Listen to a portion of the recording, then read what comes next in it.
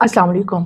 क्या आप ये सोच रहे हैं कि जंगें सिर्फ गोलियां बारूद से ही लड़ी जाएंगी?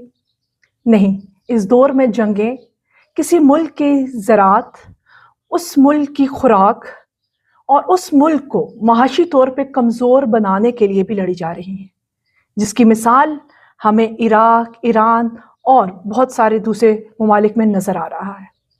इस वक्त बड़ी ताकतें इन ममालिक को सिर्फ गोला और बारूद से ही नहीं उड़ा रही हैं, बल्कि इनकी माइशत को भी बर्बाद करने की भरपूर कोशिश की जा रही है। इनकी ज़मीनों को बंजर बनाने के लिए बहुत सारे इक़दाम किए जा रहे हैं। इनको महकूम बनाने के लिए हर तरह की कोशिश की जा रही है।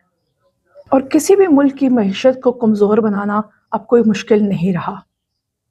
ये इल्ज़ाम अमेरिका और इसराइल पर कितने सालों से लगता आ रहा है कि वो मौसम को कंट्रोल करके किसी भी मुल्क को बर्बाद करने की जुर्रत रखते हैं।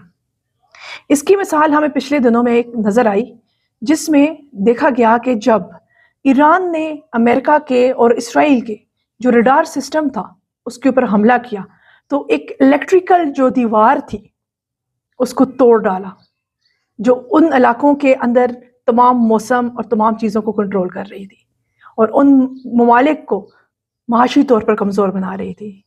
हम सुना करते थे कि एक वक्त आएगा जब दज्जाल खुराक पर भी कंट्रोल करेगा, बारिश के होने ना होने पे कंट्रोल करेगा, पैदाइश पे, हर चीज़ पे उसको कंट्रोल हुआ करेगा। आज हम उस वक्त में मौजूद हैं जब ये सब कुछ हो रहा है।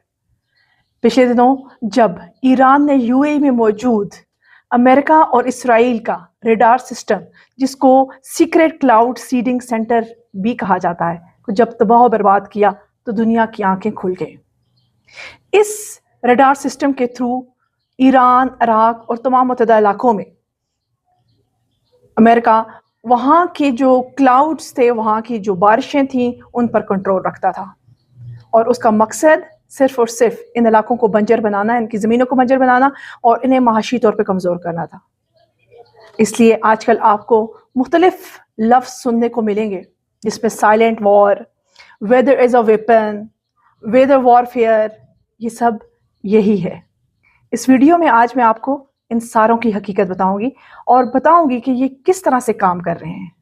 13 अप्रैल 2026 को जब ईरान ने अमेरिका का जो रडार सिस्टम यानी सीक्रेट क्लाउड सीडिंग सेंटर पर हमला किया, तो उस वक्त उसके बाद जो होने वाली मामलात थे वो दुनिया में बिल्कुल वाज़िया होकर सामने आए। माहिरीन का कहना था कि ये ईरान की तरफ से एक क्लाइमेटिक स्ट्राइक है, जिसमें ईरान ने जैसे ही इनके रडार सिस्टम को तबाह बर्बाद किया, तो उसके कुछ ही दिनों के बाद पूरी जो खलीजी ममालिक के ये तमाम इलाके थे जहाँ पे 10 सालों से बारिश नहीं हो रही थी, वहाँ बारिश मूसलाधार हुई और तमाम ज़मीनों को तर कर दिया। और कहते हैं कि इतना पानी जमा हो गया कि अगले 15 साल के लिए ईरान और तुर्की और इराक और सब के लिए ये पानी काफ़ी रहेगा। अब आइए समझते हैं कि ये सिस्टम कैसे काम करता है। आइए अब हम इस सारी कहानी को समझते हैं कि ये सब कौन कंट्रोल कर रहा है। ये जो क्लाउड सीडिंग सेंटर है, ये क्या है, ये कैसे काम करता है और ये रडार सिस्टम क्या है और इनका कंट्रोल सिस्टम कहाँ पे है। तो मैं बताती चलूँ, इनका कंट्रोल सिस्टम है अलास्का के अंदर, जो कि हार्प के नाम से। हार्प जो है HAARP, this stand for high frequency active auroral research programme. कहने को तो ये एक रिसर्च का इदारा है जहाँ पे वो ये दावा करते हैं कि वो मौसम के ऊपर रिसर्च कर रहे हैं, लेकिन आज से नहीं, जब से ये इदारा बना तब से दुनिया भर के तजिया निगार इस तशवीश में हैं कि ये सिर्फ मौसम के ऊपर रिसर्च नहीं हो रही, बल्कि मौसमों को कंट्रोल किया जा रहा है, जिसकी मिसाल हमें नज़र भी आई। अब ये हार्प है क्या, फिर इसका आयनोस्फीयर के साथ क्या ताल्लुक है, ये सारी सिचुएशन मैं आपको इसी वीडियो के अंदर समझाऊंगी। लेकिन उससे पहले बताती चाहूँ, 2011 और 2012 की बात है। ईरान के एक सदर थे जिनका नाम था महमूद अहमद नजाद। महमूद अहमद नजाद ने सबसे पहले वेदर वॉरफेयर का वर्ड यूज़ किया था। 2011 में उन्होंने अपनी तकरीर में कहा था कि यूरोपियन ममालिक जो हैं वो हमारे बादलों को कंट्रोल कर रहे हैं, हमारी बारिशों को हमसे छीन रहे हैं, क्योंकि उस वक्त उनको अंदाज़ा नहीं था कि इसके पीछे कौन है।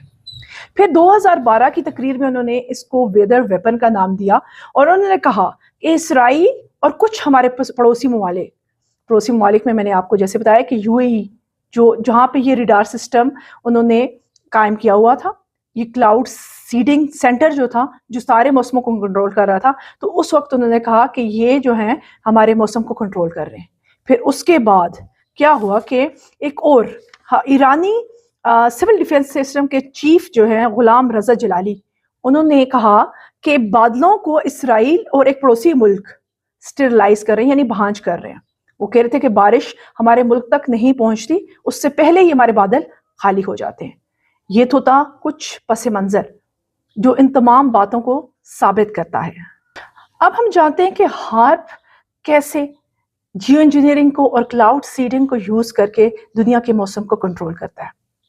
ہارپ جو کہ الاسکا کے اندر موجود ایک ریسرچ سینٹر ہے، جس میں ان کا خیال ہے کہ وہ صرف ویدر کے اوپر، موسم کے اوپر، جو کلائمیٹک کنڈیشنز ہیں ان کے اوپر ریسرچ کر رہے ہیں۔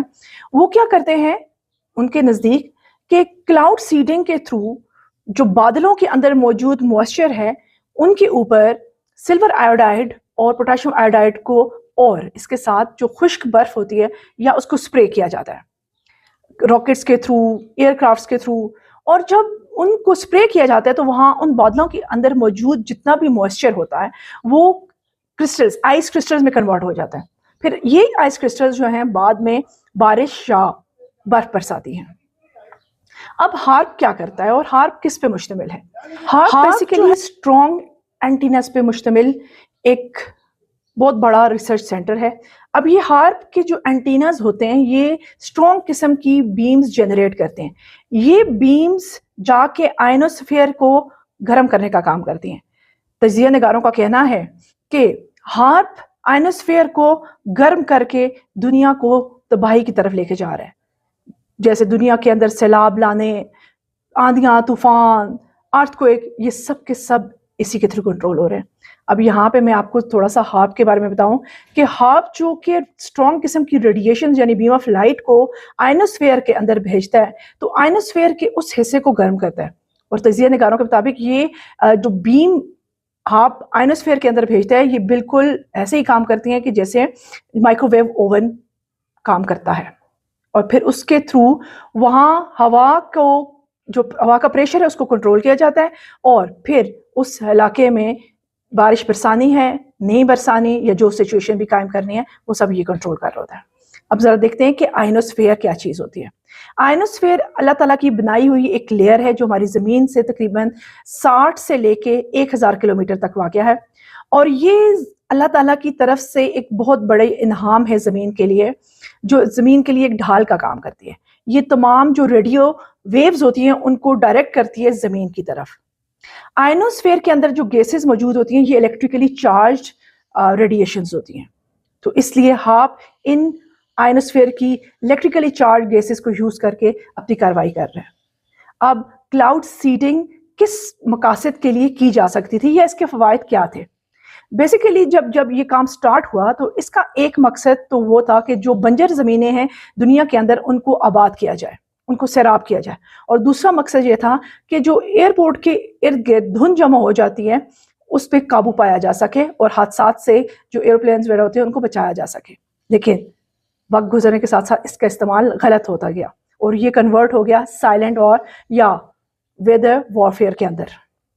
سب چیزوں کو جاننے اور سمجھنے کے بعد ہمیں یہ بات سمجھ آ رہی ہے کہ یہ جو ریڈار سسٹم یو اے ای کے اندر تھا، جس کو سیکرٹ کلاؤڈ سیڈنگ سینٹر بھی کہا جاتا ہے، اس نے خلیجی ممالک کے اندر قحط سالی کا سما پیدا کر دیا تھا، لیکن ایران کے حملے کے ساتھ ہی اس کا پول ساری دنیا کے سامنے کھل کر سامنے آیا۔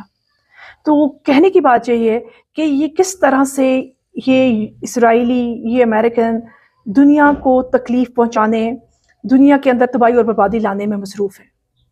ان کی پالیسیز کو سمجھنے کی کوشش کریں۔ یہ کبھی بھی آپ کے دوست نہیں ہو سکتے، یہ آپ کے دشمن ہیں۔